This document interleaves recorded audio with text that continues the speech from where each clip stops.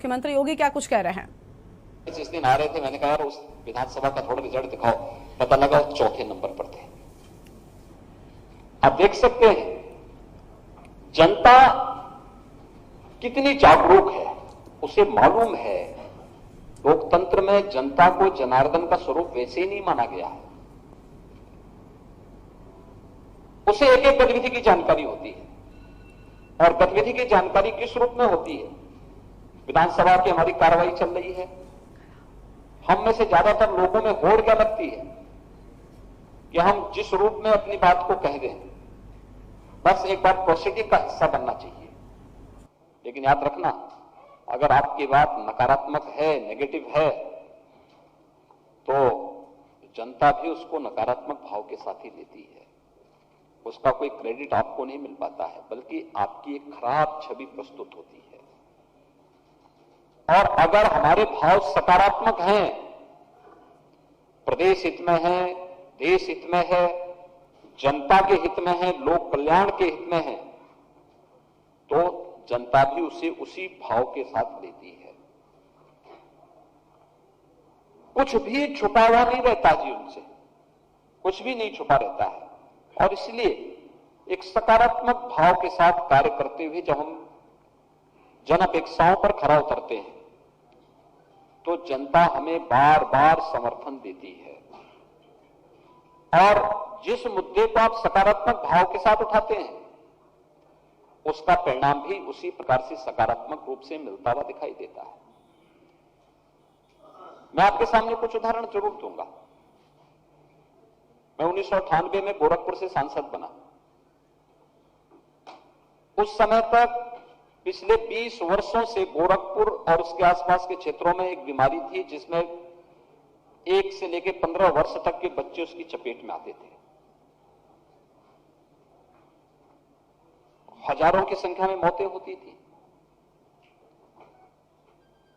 गोरखपुर और बस्ती कमिश्नरी में एकमात्र एक मेडिकल कॉलेज गोरखपुर में था, वह भी जर्जर स्थिति में था। 1998 में मैं सांसद बना।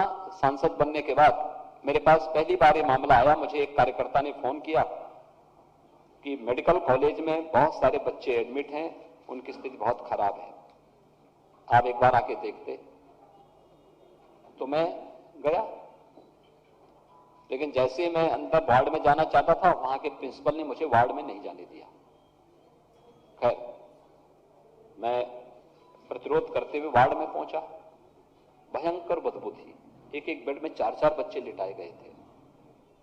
न बेड है, न बेड सीट है, गंदगी का अंबार है, भीषण गर्मी है। यही जून और जुलाई का महीना था, पंखा एक भी नहीं चल रहा था, एसी की बात तो दूर थी, और बड़ी भयंकर बदबू थी। मुझे पसीना आने लग गया। मेरे साथ के जितने लोग थे सबको पसीना आने लग गया, सब बाहर भाग गए। मैंने अपना गमछा लिया, अपने मुंह पे बांधा और मैं गमछा बांध करके ही वार्ड में घूमने लग गया। और कार्यकर्ता फिर मुझे कहा कि थोड़ा यहाँ का टॉयलेट भी थोड़ा देख लीजिए। 3rd फ्लोर में वार्ड था और टॉयलेट पूरी तरह चौक था। मैंने वहां पूछा, मैंने कहा प्रिंसिपल तो हमारे साथ नहीं थे, डॉक्टर थे, मैंने कहा ये टॉयलेट कब से चौक है? कहा साहब कभी खुला ही नहीं। अब आप अनुमान कर सकते हैं कि 3rd फ्लोर का टॉयलेट अगर चौक है तो अनुमान कर सकते हैं। खैर, वो सब देखने के बाद मैं प्रिंसिपल के पास गया। प्रिंसिपल बैठे हुए थे तो उन्होंने मेरे सामने एक सूची दी। उन्होंने कहा साहब हमारे पास कुछ भी संसाधन, मैं इससे पहले बोलता तो उन्होंने मुझे सूची दे दी। उन्होंने कहा हमारे पास न पंखे हैं, न बेडशीट है, न दवा है, कुछ भी तो नहीं है, हम कैसे कर पाएंगे? तो मैं गया वापस और उसमें से कुछ सामान मैंने, जैसे बेडशीट, मैंने 100 बेडशीट खरीदी अपने पास से। वहां के कुछ उद्यमियों के साथ मैंने बैठक की। मैंने उनसे कहा कि आप कम से कम पंखे और एसी दे दीजिए, वार्ड के लिए बच्चे हैं वहां पे। उन्होंने कुछ एसी पंखे दिए। फिर ऐसे ही कुछ अन्य सामान, बेड्स वगैरह कुछ मैंने लिए।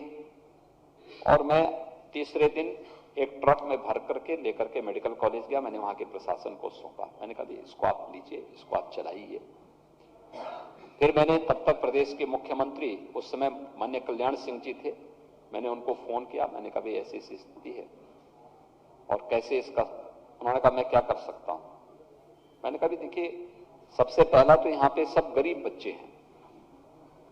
इंसेफ्लाइटिस से जो मौत होती थी 90% बच्चे अनुसूचित जाति और अल्पसंख्यक समुदाय के थे।